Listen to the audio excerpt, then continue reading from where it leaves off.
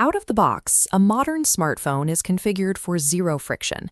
It is designed so you never have to think about how data moves, how apps interact, or how storage is managed.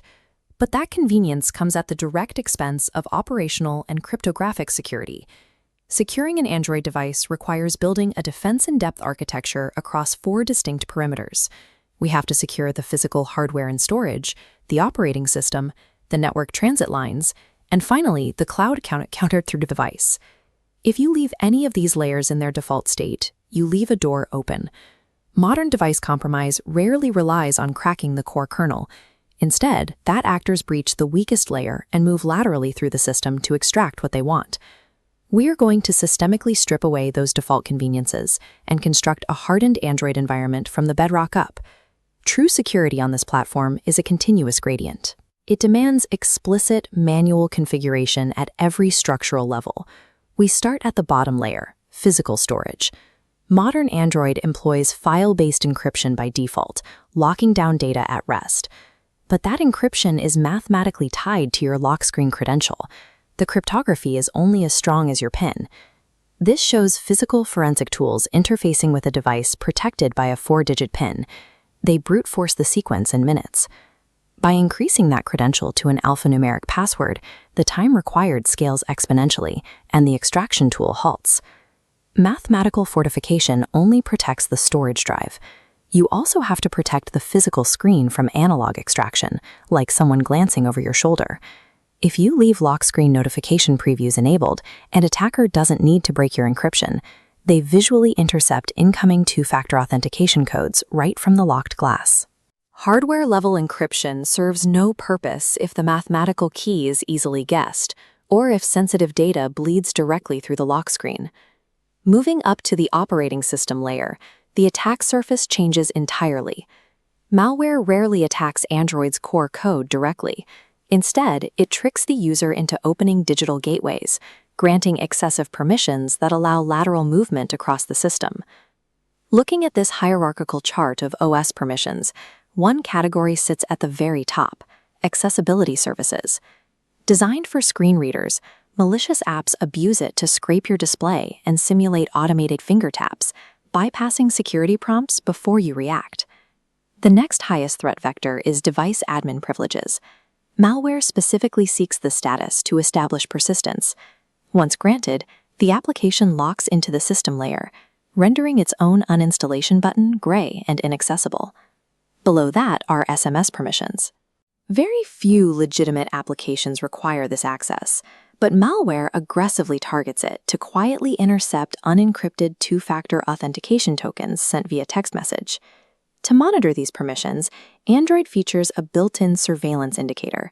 A green dot in the status bar flags whenever an app actively polls your microphone or camera. Controlling permissions requires controlling the delivery mechanism. Sideloading from third-party sites exposes you to repackaged APKs that perfectly mimic legitimate banking or messaging platforms while carrying malicious payloads.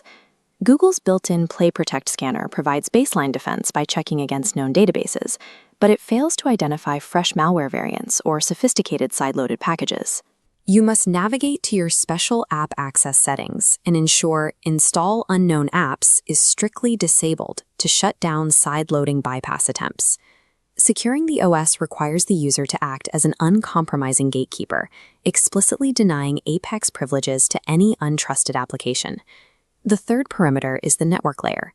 Securing your local storage and OS achieves nothing if the device is continuously broadcasting plain text data. Leaving Wi-Fi and Bluetooth set to auto-connect on open networks creates an immediate tracking vulnerability. Your device constantly pings every router it passes, announcing its presence. This diagram demonstrates MAC randomization. By constantly spoofing the hardware identifier broadcast to these sequential Wi-Fi nodes, it prevents network operators from correlating your physical movements across different locations. But the routing itself remains a vulnerability. Standard data packets flow to an ISP node. Without intervention, DNS queries transmit in plain text, exposing your browsing history. Private DNS mitigates this, enveloping requests in an encrypted tunnel, rendering domains invisible. You achieve this by hard-coding a trusted private DNS provider, such as Cloudflare or Google, directly into your network settings.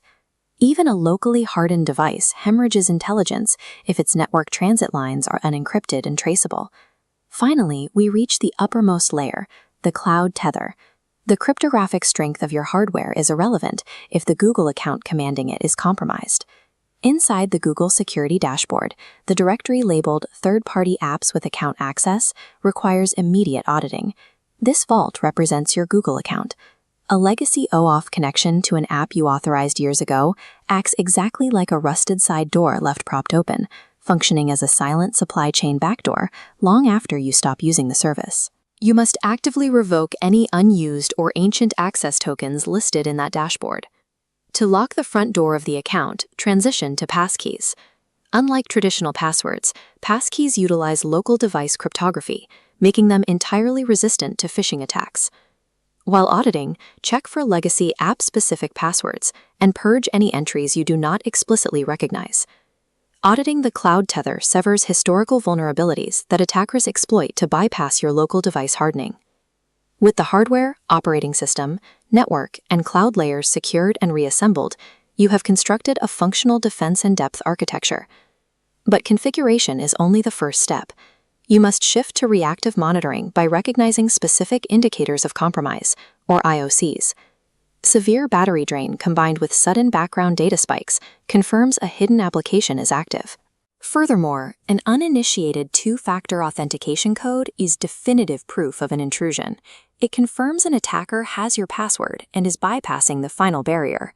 When a physical device is compromised or stolen, there is one ultimate failsafe: the Find My Device remote wipe.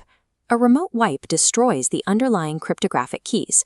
Without them, the file-based encryption remains permanently locked, reducing the stored data to unreadable mathematical noise. The core tension of smartphone design never goes away. Out of the box, these devices prioritize your convenience, and convenience is the absolute enemy of security. Granular, continuous auditing across these four distinct perimeters is the mandatory, uncompromising price of professional operational security.